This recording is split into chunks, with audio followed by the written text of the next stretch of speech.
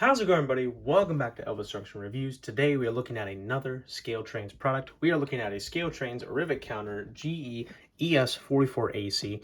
This is Union Pacific 7953 in the American flag paint scheme.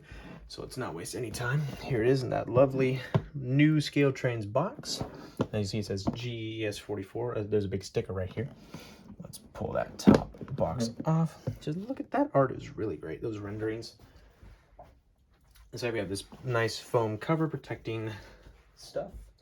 Here is our operator's manual with a lovely diagram of the ES44. And inside, it's just basically, there's a history of the prototype. There's also lubrication, handling, instructions on things that go wrong. Also, we have a sound slot chart. This locomotive is DCC ready, so we won't be looking at that.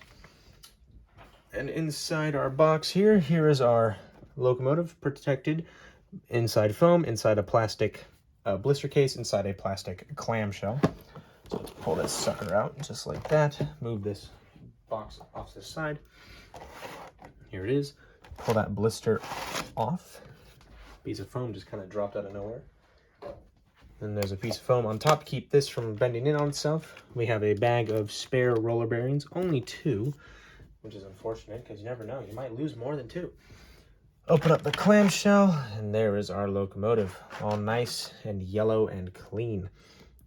Let's just pull it out of its box, and as you can see, these truck stabilizers have decided to stay on, so let's see if we can pull this sucker off. There we go. And let's try to pull the other one off here. Okay. And as you can see, there is some foam on either side of the locomotive. We will get to that after we move the clamshell out of the way. Stick that right there. Perfect. Let's go for this first piece of foam right here. And just move that out. Okay, careful not to damage any of the walkway grab irons here.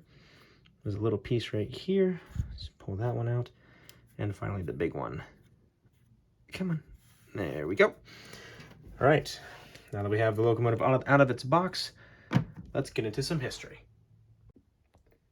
And now, onto some history. Following 2 testbed units and 35 pre-production units built between 2002 and 2003, the ES44 series GEVOs entered production in 2004 ahead of the EPA Tier 2 emissions standards taking effect in 2005.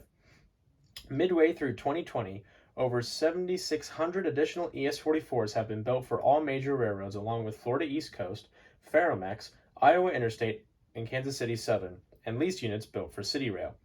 Powered by a 12-cylinder GEVO 12 engine rated at 4,400 horsepower, the ES44 has similar appearance to the predecessor -9 series. The most distinct spotting feature is the larger and thicker radiator section.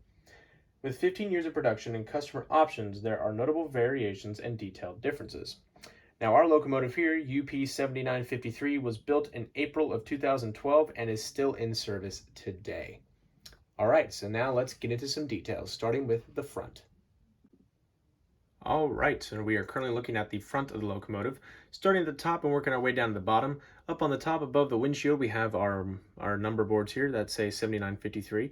If this locomotive has DCC and sound, they do light up when the locomotive is in operation. We do have 4 separately applied windshield wipers, 2 on either piece of the windshield, and there are 2 grab irons just above the windshield here. Moving on to the nose section of the locomotive, we have a series of grab irons all around the angled section of the nose. One here, one here, one here, and one here. There are 2 more grab irons on the top of the nose, right here and right here. And you can just see them, but here is one sand filler hatch, and here is the other sand filler hatch. Right on the top of the nose here, we have our forward-mounted headlight that does light up when the locomotive is in motion in both DCC and DC operation. We have our Union Pacific shield with wings right here. That is a lovely and iconic logo of the Union Pacific. We have a nice big door that allows access to the inside of the cab from the direct front of the locomotive.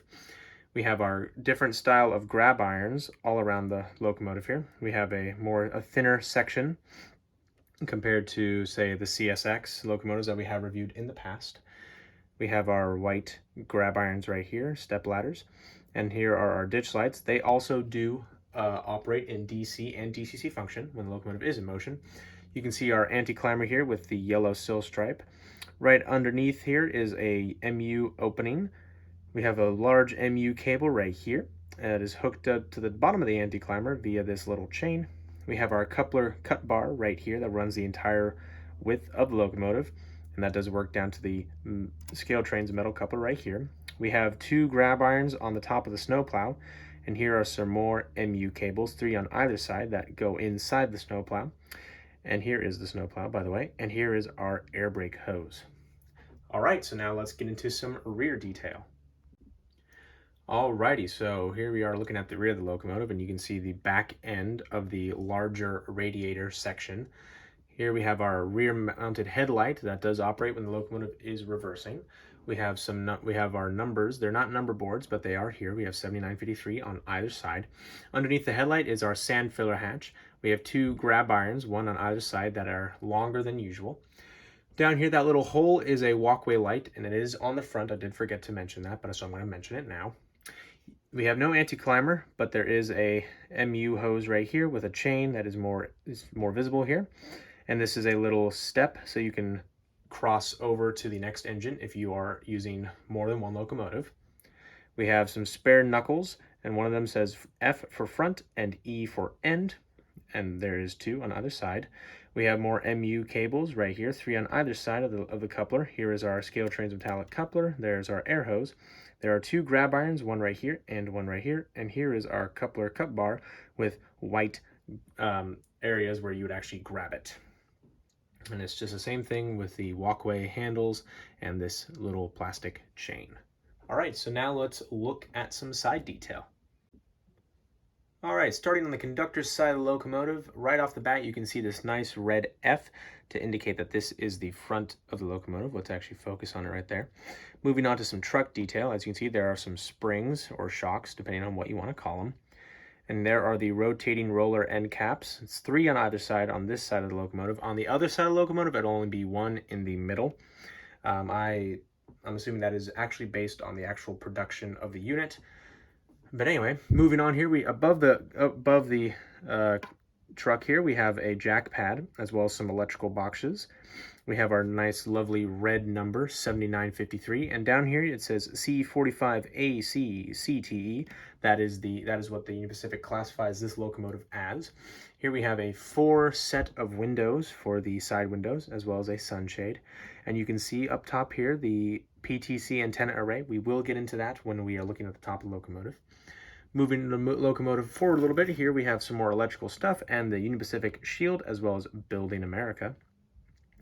Moving the locomotive forward here, you can also see the E-bell right down here, and we have some white grab irons right here, and we have a nice box that actually has some very interesting silver latches. That is very cool. I did not expect that on this locomotive. Keeping the locomotive moving forward, we have our American flag right here, as it is depicted waving in the wind.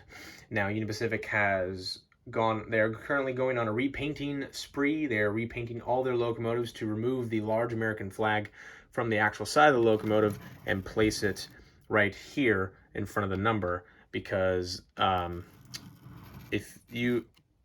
flag is not supposed to be dirty or faded or ruined. When you do that, you have to get a new flag or you legally burn it. I'm not going to get into the legal things about the flag, but basically it was a disgrace to the American flag, and it took the Union Pacific a long time to finally realize that, and they finally have begun to repaint a lot of their locomotives into their new scheme. Above the American flag is our horn. We will get more into that later. Moving the locomotive along this way, we have our radiator section. We have some grills here, as well as our parking brake right here, our brake wheel. You can see the inside, the fan right there. This is a see-through grate, so I can stick my hands, and there it is right there. And this vent right here is also see-through, which is pretty cool. And here is our chain right here. This is made of plastic, and it is not connected. And we have one more jack pad right here. We also have some more illegible writing right there that unfortunately is not only illegible on camera, but it's also illegible to my eyes. Moving on to the engineer's side of the locomotive, There's a few major differences. Hold on, sorry, I have bad knees right now from work. Putting it down there. We have some more electrical boxes underneath the number here, and there is a builder's plate right there. And as we move the locomotive forward here, above the fuel tank, we have our air tanks right here for the e-brakes, not e-brakes, the air brakes. And we have more details about the fuel tank right here, like where to fuel it, and there's an emergency stop button. And as we move the locomotive forward, this is the American flag, and there you go. It's pretty much the same thing on the other side, minus the brake wheel. All right, so now let's look at some top detail. Alrighty, so looking at the top of the locomotive, you can see this gray marking right on the top of the nose here. If I'm correct, I believe that might be to keep the glare of the sun from shining up into the eyes of the engineer and the conductor. But if somebody could please let me know what the actual purpose of that gray patch in the yellow is, I would greatly appreciate that. Moving a little forward, on top of the cab here is our PTC antenna array. As you see, it's 2 bits here and one here and one right here. Moving the locomotive forward, as you can see, more boxes here, a dust collector.